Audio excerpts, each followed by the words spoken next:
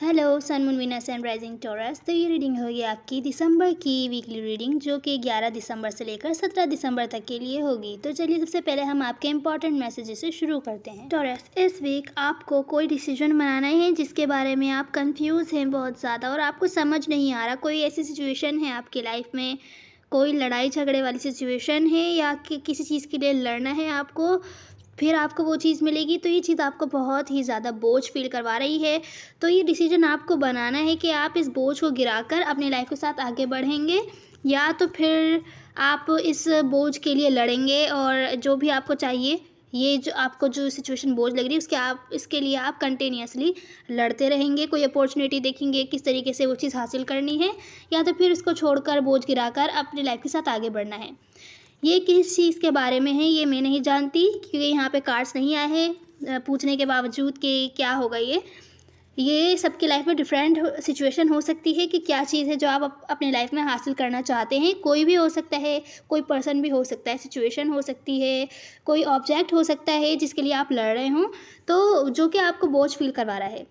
इस वीक आपको ये डिसीजन बनाना है कि आप इस चीज़ के लिए लड़ते रहेंगे या तो फिर अपनी लाइफ के साथ आगे बढ़ेंगे, क्योंकि मुझे यहाँ दिख रहा है इसी डिसीजन की वजह से आपको बहुत ज़्यादा होपलेस फील हो रहा है किसी वजह से कि आपको क्योंकि बोझ लग रही है सिचुएशन, तो आप डिसीजन नहीं बना पा रहे। तभी आपको ऐसा ऐसा फील हो रहा है कि नाउम्मीद सा फील हो रहा है कि आप ये जो भी चीज़ है, आपकी जो विश है वो पूरी नहीं हो सकती, आप जो पाना चाहते हैं वो नहीं पा सकते। क्या चीज़ है वो मैं नहीं जानती। ये चीज़ आपको बहुत ज़्यादा ओवर थिंकिंग में आप बहुत ज़्यादा ओवर थिंकिंग कर सकते हैं इसकी वजह से। उससे बचिएगा क्योंकि वो आपके हेल्थ पर बहुत ज़्यादा असर डाल सकती है। ओवर थिंकिंग से बहुत ज़्यादा बचने की कोशिश कीजिए। सैड एंड डिप्रेस्ड होने से बचिए और बेहतर होगा जल्द से जल्द ये डिसीजन बनाइए, नहीं तो फिर आप इस ओवर थिंकिंग स्टेट में जा सकते हैं जो कि आपकी हेल्थ पर असर डाल सकती है। दूसरा मैसेज देखते हैं। तो टॉरस, इस वीक मुझे आपके होम सिचुएशंस में थोड़ी सी प्रॉब्लम दिख रही है। हो सकता है आपको होपलेस फील हो या जो भी आपकी विश हो आपके होम से रिलेटेड। अगर आप अपने घर में जैसे एग्जाम्पल कि अगर आप अपना घर बनवा रहे हैं और वो प्रोसेस जल्दी नहीं हो रहा, मतलब देर लग रही है, कोई ना कोई मुश्किलात आ रही हैं, तो हो सकता है आपको होपलेस फील हो कि ऐसा हो ही नहीं पाएगा। ज़रूरी नहीं है सभी होम बनवा रहे हों, सबकी ड्रीम गोल्स अलग अलग होंगे। स्पेशली ड्रीम गोल्स की बात हो रही है। आपके घर की सिचुएशन में ऐसा कुछ हो सकता है जिसकी वजह से आपको होपलेस फील हो या आपको ऐसा फील हो कि ऐसा पॉसिबल ही नहीं है, जो भी आपके ड्रीम्स थे, विशेज़ थी, वो सब बेकार हैं, अब किसी काम के नहीं रहे। जो आपने इतने दिल से अपने ड्रीम्स बनाए थे वो अब पूरे नहीं हो सकते, ऐसा फील हो सकता है आपको इस वीक। तो बेहतर है आपको पैशनेट रहना है अपने ड्रीम गोल्स के बारे में, हालांकि आपको ऐसा फील होगा।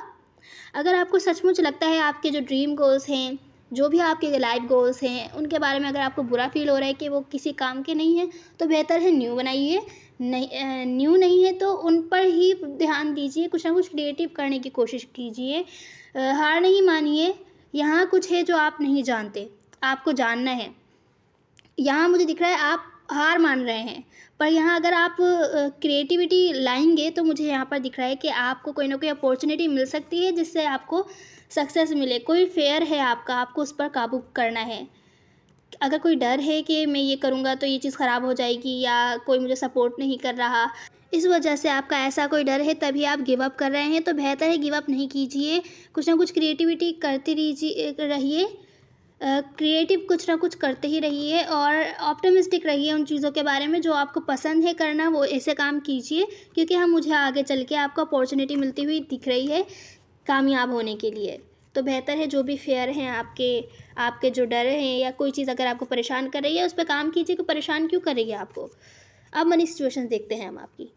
तो टॉरस, यहाँ पर मनी से रिलेटेड सिचुएशन से मुझे आपको कोई ना कोई न्यू अपॉर्चुनिटी मिलती हुई दिख रही है जो कि आपको आगे चल के पैसों में फ़ायदा दे सकती है। शायद इस वीक ब्लॉक्ड हो, कुछ न्यू हो सकता है आप शुरू करें, क्योंकि अपॉर्चुनिटी न्यू होगी तो आप स्टार्टिंग में हो सकता है घबराएं और आप कंफ्यूज हों बहुत ज़्यादा, डिसीजन ना ले पाए कि आपको ये अवेल करनी चाहिए न्यू अपॉर्चुनिटी कि नहीं अवेल करनी चाहिए। ट्रैवल से रिलेटेड हो सकती है, या लॉन्ग डिस्टेंस से ऑनलाइन वगैरह से रिलेटेड हो सकती है। अगर आप कोई ऐसा काम करते हैं या ऐसा नया काम करने के लिए सोच रहे हैं, कुछ नया स्टार्ट कर रहे हैं ऑनलाइन या लॉन्ग डिस्टेंस या ट्रैवलिंग से रिलेट करता हो, जहाँ आपको ट्रैवल करके जाना पड़ता हो या ऑनलाइन का काम हो, कम्युनिकेशन का भी कोई काम हो सकता है। कम्युनिकेशन के ज़रिए आप अगर पैसे कमाना चाहते हो, अगर ऐसा कोई आइडियाज़ हैं आपके पास तो बेहतर है उस पर काम कीजिए। आपको स्टार्टिंग में तो डर होगा कि शायद जो आप मेहनत करेंगे आपको उसका फ्रूट ना मिले, या आप एफ़र्ट्स करेंगे वो शायद कामयाब ना हो। स्टार्टिंग में आप कंफ्यूज होंगे, डिसीजन ना ले पाएंगे, पर यहाँ पर है कि आप उसको उस अपॉर्चुनिटी को अवेल कीजिए। कुछ न्यू आप अगर आपके पास आइडियाज़ हैं तो ज़रूर उस पर काम कीजिए। अपनी थिंकिंग पॉजिटिव रखिए, क्योंकि जो हम सोचते हैं वही हम अपनी तरफ मैनिफेस्ट करते हैं। अगर आप ये सोचेंगे कि मुझे नुकसान होगा काम में, तो वो नुकसान ही होगा फिर। तो अगर आप पॉजिटिव रखेंगे कि अगर चलो कोई बात नहीं, पहले नुकसान हो गया था, इस बार हम फिर से कोशिश करते हैं, तो अगर आप पॉजिटिव थिंकिंग लेके आगे चलते हैं और जो पहले गलतियां हुई थी वो नहीं करते, तो मुझे यहाँ पर आउटकम में जो भी आप न्यू स्टार्ट करते हैं उधर भी अगर आप अपने डर पर काबू पा लेते हैं, तो यहाँ पर आउटकम अननोन होगा कि आपको आउटकम का ना पता हो कि क्या होगा क्या नहीं होगा, आपको इसका फ़ायदा मिलेगा कि नुकसान मिलेगा। पर मुझे यहाँ पर आपको फ़ायदा मिलता हुआ दिख रहा है। जितनी आप मेहनत करेंगे उसका इंसाफ आपको, फ्रूट आपको ज़रूर मिलेगा। यहाँ पर मुझे दिख रहा है कि अगर आप अपने डर को आप अपने डर पर काबू पा लेते हैं। एक एग्जाम्पल यहाँ दे रही हूँ मैं, गाइड हो सकती है वो ये है कि आप जो भी काम आपके पास प्लॉट हैं, जैसे आपके पास आइडिया है, आपके पास कोई आइडिया है कि मैं इस पर काम करूँगा, और क्योंकि वो काम आपको बहुत ज़्यादा पसंद है, आप दिल से काम करते हैं, तो बेहतर है ये सोचकर काम ना कीजिए कि आपको एंड में फ़ायदा देगा कि नुकसान। ये सोचकर कीजिए कि आप वो काम इसलिए कर रहे हैं कि मुझे पसंद है, इस वजह से कर रहा हूँ मैं। अब भले वो मुझे फ़ायदा दे या नुकसान दे, मुझे अच्छा लगता है तो मैं करूँगा। ये सोचकर जब ये ऐसी थिंकिंग होगी, तो जब अगर आपको नुकसान भी होगा तो उधर से आपको कुछ ना कुछ सीखने के लिए ही मिलेगा और हमेशा फ़ायदा ही मिलेगा। तो यहाँ पर मुझे दिख रहा है कि अगर आप अपने डर पर काबू पा लेते हैं, पॉजिटिव थिंकिंग के साथ कुछ न्यू स्टार्ट करते हैं, तो आपको मुझे फ़ायदा मिलता हुआ दिख रहा है। मनी से रिलेटेड सिचुएशन में थोड़ी कन्फ्यूजन होगी, हो सकता है मनी इस वीक ना मिले, पर अगर आप कुछ न्यू स्टार्ट करते हैं वहाँ आपको फ़ायदा मिलेगा आगे चल के। इस वीक शायद ना मिले।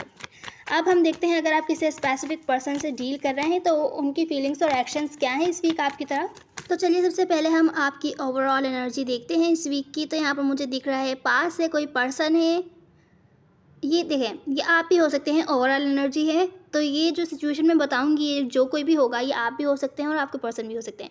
कोई है जो पास्ट वाले पर्सन पर अभी भी होल्ड ऑन किया हुआ है, पास्ट की बातों पर, पास्ट के लड़ाई झगड़े जो हुए थे, टॉरस ने मुझे ये कहा था, टॉरस ने वो कहा था, टॉरस ने ये किया था, तो वो अभी भी होल्ड ऑन किया हुआ है पास्ट की बातों पर। हालांकि मिस भी कर रहा है आपको, पास्ट के लड़ाई झगड़ों पर बहुत ज़्यादा टॉक्सिसिटी क्रिएट कर रही है ये चीज़।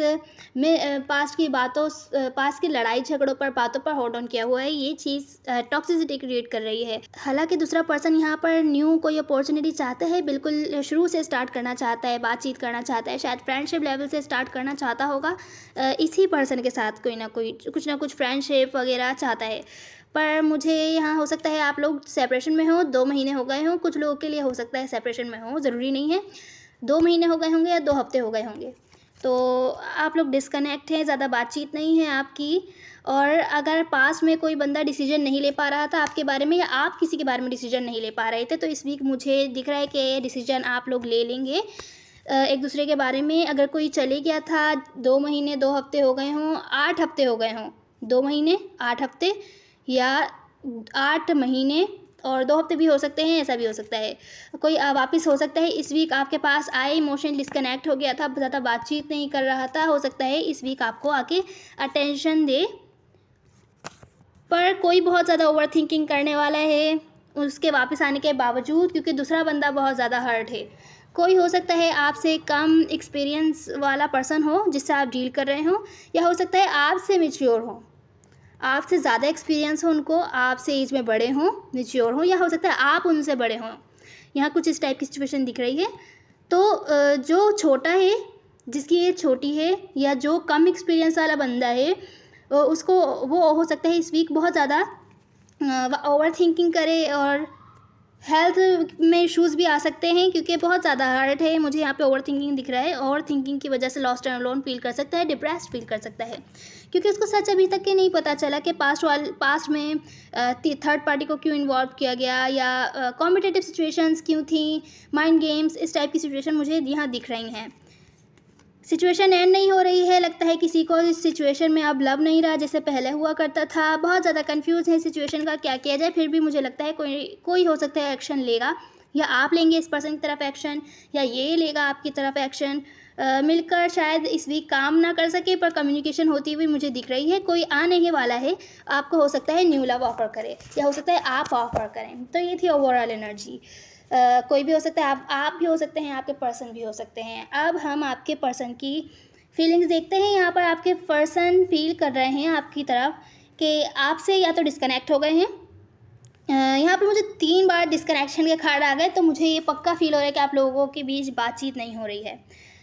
तो आपसे डिस्कनेक्ट है, बातचीत नहीं हो रही है, अपने ऊपर ध्यान दे रहे हैं आप लोग, या ये पर्सन दे रहे हैं, या इन्हें लग रहा है कि आप डिस्कनेक्ट हो गए हैं और अपने ऊपर ध्यान दे रहे हैं, या आपको देखते हैं कि कुछ है जो आप नहीं जानते, या आपने अगर इनको अपनी लाइफ से कट किया हो तो आपने गलत डिसीजन बनाया है और आप अपने डिसीजन पर अफसोस कर रहे हैं। हो सकता है ना कर रहे हो अगर आपने कट किया है तो।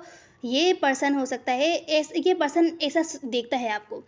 तो आप अपनी लाइफ के साथ अब ग्रोथ चाहते हैं, इन पर्सन को अपनी लाइफ में वापस मैनिफेस्ट कर रहे हैं एंडिंग के बाद।